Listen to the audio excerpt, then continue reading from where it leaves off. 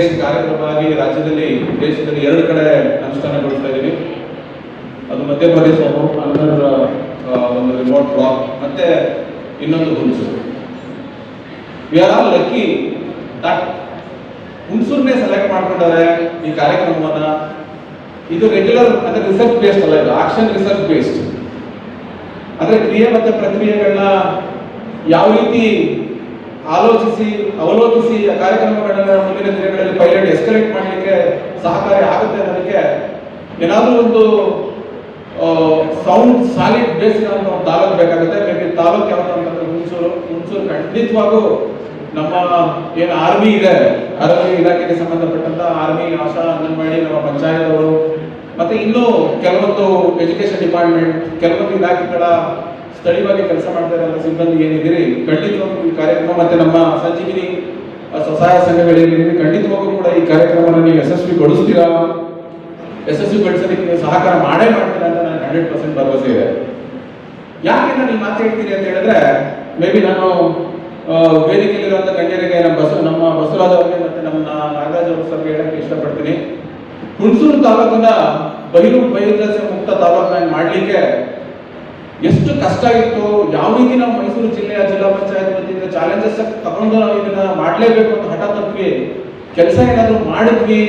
ಅವತ್ತಿನ ಕಾಲಘಟ್ಟಕ್ಕೆ ಸೌತ್ ಕರ್ನಾಟಕದಲ್ಲಿ ಫಸ್ಟ್ ಹುಣಸೂರು ತಾಲೂಕು ಯಾಕೆ ಅಂತ ಹೇಳಿದ್ರೆ, ಈ ಒಂದು ತಾಲೂಕಿನಲ್ಲಿ ಬಹಿರ್ದೆಸೆ ಕ್ರಮವನ್ನಾಗಿ ತಾಲೂಕಿನಾಗಿ ಡಿಕ್ಲೇರ್ ಮಾಡಲಿಕ್ಕೆ, ಘೋಷಣೆ ಮಾಡಲಿಕ್ಕೆ ಕೆಲವೊಂದು ಹಿಂಡೆರೆನ್ಸ್ ಇದೆ. ಯಾಕೆ ಅಂತಂದ್ರೆ ಈ ಹುಣಸೂರು ತಾಲೂಕು ಒಂದು ಮಿನಿ ಇಂಡಿಯಾ ಇದ್ದಂಗೆ. ಹುಣಸೂರು ತಾಲೂಕಿನಲ್ಲಿ ಇಡೀ ದೇಶದಲ್ಲಿ ಯಾವ ರೀತಿ ವಿವಿಧ ಧರ್ಮಗಳು, ಜಾತಿಗಳು ವ್ಯವಸ್ಥೆ ಏನಿದೆಯೋ ಅದೇ ಮಾದರಿಯಲ್ಲಿ ನಮ್ಮ ಹುಣಸೂರಲ್ಲಿದೆ. ನೀವು ಯಾವ ಜಾತಿ ಕೇಳಿ, ಯಾವ ಧರ್ಮ ಕೇಳಿ, ಇವನ್ ಟಿಬೆಟಿಯನ್ಸ್ ಕಾಲೋನಿ ಕೇಳಿ, ಯಾವ ವಿಚಾರ ಕೇಳಿದ್ರು ಕೂಡ ನಮ್ಮ ಹುಣಸೂರಲ್ಲಿ ಇರುವಂತ ಏಕೈಕ ಮತ್ತೆ ವಿಶೇಷ ಕಾಡಿ ಇರುವಂತ ಏಕೈಕ ಒಂದು ಯುನಿಕ್ ಫೀಚರ್ ಇರುವಂತ ಏನಾದರೂ ತಾಲೂಕಿದೆ ಅಂತ ಹೇಳಿದ್ರೆ ಹುಣಸೂರು ತಾಲೂಕು. ಈ ಹುಣಸೂರು ತಾಲೂಕಿನಲ್ಲಿ ಮೇಜರ್ ಚಾಲೆಂಜಸ್ ಇನ್ನೊಂದು ಏನಪ್ಪಾ ಅಂತ ಹೇಳಿದ್ರೆ, ನಮ್ಗೆ ಅಲೆಮಾರಿಗಳ ಕುಟುಂಬಗಳು ಮತ್ತೆ primitive tribes, 58 primitive tribes, more than 7,000 to 7,000 families ಗಳಿದೆ. ಅಂತ ಕುಟುಂಬಗಳಿಗೆ ನಾವು ಈ ರೀತಿಯ ಆರೋಗ್ಯದ ವಿಚಾರಗಳನ್ನ ಕಮ್ಯುನಿಕೇಟ್ ಮಾಡಿ ಅವ್ರನ್ನ ಇನ್ಸ್ಟಿಟ್ಯೂಟ್ ತರೋದಿದೆಯಲ್ಲ, ಅದು ಅಷ್ಟು ಸಾಧ್ಯವಾದ ಮಾತಲ್ಲ. ಅದನ್ನೇನಾದ್ರೂ ನಾವು ಸಾಧಿಸಿದ್ವಿ, ಅದನ್ನೇನಾದ್ರೂ ನಾವು ಬೆಳೆಸಿದ್ವಿ ಸೌತ್ ಇಂಡಿಯಾದಲ್ಲಿ, ನಮ್ಮ ಸೌತ್ ಕರ್ನಾಟಕದಲ್ಲಿ ಅಂತ ಹೇಳಿದ್ರೆ ಅದು ಹುಣಸೂರಿನ ಜನತೆ. ಆ ಹುಣಸೂರಿನ ಜನತೆ ಒಳಗೆ ಎಲ್ಲ ಸಹಕಾರ ಇಲ್ಲ ಅಂತ ಹೇಳಿದ್ರೆ ಕಾರ್ಯಕ್ರಮವನ್ನು ಮಾಡಲಿಕ್ಕೆ ಆಗ್ತಿರ್ಲಿಲ್ಲ. ನಾವು ಮಾಡಲಿಲ್ಲ ಅಂದ್ರೆ ಜಿಲ್ಲೆಯವರು ಡಿಕ್ಲೇರ್ ಮಾಡಕ್ಕೆ ಆಗ್ತಿರ್ಲಿಲ್ಲ. ನಮ್ಮನ್ನ ಬೆಂಚ್ ಮಾಡಲ್ ಆಗಿ ಇಟ್ಕೊಂಡು, ನಮ್ಮನ್ನ ಒಂದು ಮಾದರಿಯಾಗಿ ಇಟ್ಕೊಂಡು ನಮ್ಮ ಜಿಲ್ಲಾ ಪಂಚಾಯತ್ ವತಿಯಿಂದ ಬೇರೆ ತಾಲೂಕುಗಳಲ್ಲಿ ಕ್ರಿಯೋಜನೆಗಳು ಮಾಡಿದ್ರು. ತದನಂತರ 1.5-2 ವರ್ಷ ಆದ್ಮೇಲೆ ಡಿಕ್ಲೇರ್ ಮಾಡಿದ್ರು. ಅಷ್ಟು ಒಂದು ನಿಖರತೆ, ಅಷ್ಟು ಒಂದು ತಮ್ಮ ಕೆಲಸಗಳಲ್ಲಿ ತಮ್ಮನ್ನ ತೊಡಗಿಸ್ಕೊಳ್ಳೋ ರೀತಿಯಲ್ಲಿ ನೀವುಗಳು ಕೆಲಸ ಮಾಡ್ತೀರಲ್ಲ. ಖಂಡಿತವಾಗೂ ಈ ಸ್ವಾಸ್ಥ್ಯ ಯೋಜನೆ ಏನು ನಮ್ಮ ಸ್ವಾಸ್ಥ್ಯ ಯೋಜನೆ ನಾವು ಪ್ಲಾನ್ ಮಾಡಿದ್ರಿ, ಖಂಡಿತವಾಗೂ ಸಕ್ಸಸ್ ಆಗುತ್ತೆ. ಖಂಡಿತವಾಗೂ ಅದನ್ನ ನೀವು ಒಂದು ಕಾರ್ಯಕ್ರಮಕ್ಕೆ ತರ್ತೀರಾ. ಮತ್ತೆ ಇದೇ ಮಾಡೆಲ್ ಅನ್ನ, ಇದೇ ಒಂದು ಸಕ್ಸಸ್ ಅನ್ನ ಇಡೀ ದೇಶಾದ್ಯಂತ ಅಳವಡಿಸಕ್ಕೆ ಸಹಕಾರ ಆಗುತ್ತೆ ಅಂತ ನಾನು ಹೇಳಲಿಕ್ಕೆ ಇಚ್ಛೆಪಡ್ತೀನಿ. ಆರೋಗ್ಯಕ್ಕೆ ಸಂಬಂಧಪಟ್ಟಂಗೆ ನಾವು ಮಾತಾಡೋದೇ ಆದ್ರೆ, ನಾನು ಈಗ ಕಳೆದ 1 ವರ್ಷದಿಂದ ರಾಜ್ಯ ಮಟ್ಟದಲ್ಲಿ ಹಲವಾರು ಸಭೆಗಳಲ್ಲಿ ನಾನು ಭಾಗಿಯಾದಾಗ, ಮೇ ಬಿ NFHS ಇರ್ಬೋದು, ಪೋಷಣ ಅಭಿಯಾನ ಇರ್ಬೋದು, ಕುಟುಂಬ ಕಲ್ಯಾಣ ಇಲಾಖೆಯ ಹಲವಾರು ಕಾರ್ಯಕ್ರಮಗಳಲ್ಲಿ ನಾನು ಭಾಗಿಯಾಗುವಂತ ಸಮಯದಲ್ಲಿ ಒಂದು ನೋವಾಯಿತು. Karnataka it is so progressive. Karnataka ರಾಜ್ಯ ಹಲವಾರು ವಿಚಾರಗಳಲ್ಲಿ ನಾವು ಇಡೀ ದೇಶಕ್ಕೆ ಒಂದು ದಿಕ್ಕನ್ನು ತೋರಿಸುವಂತ ರಾಜ್ಯ ಇದೆ ಅಂತ ನಮ್ಮ ರಾಜ್ಯ. ಆದ್ರೆ ಕೆಲವೊಂದು ವಿಚಾರಗಳಲ್ಲಿ ನೋಡಿದಾಗ, ಮಹಿಳೆಯರು ಮತ್ತು ಮಕ್ಕಳ ಆರೋಗ್ಯದ ಸ್ಥಿತಿಗೆ ಬಂದಾಗ, ನಾವು ಇಂಡಿಯನ್ ಅವರೇಜ್ ಏನಿದೆ ಆ ಇಂಡಿಯನ್ ಅವರೇಜ್ ಕಮ್ಮಿ ಇದೆ.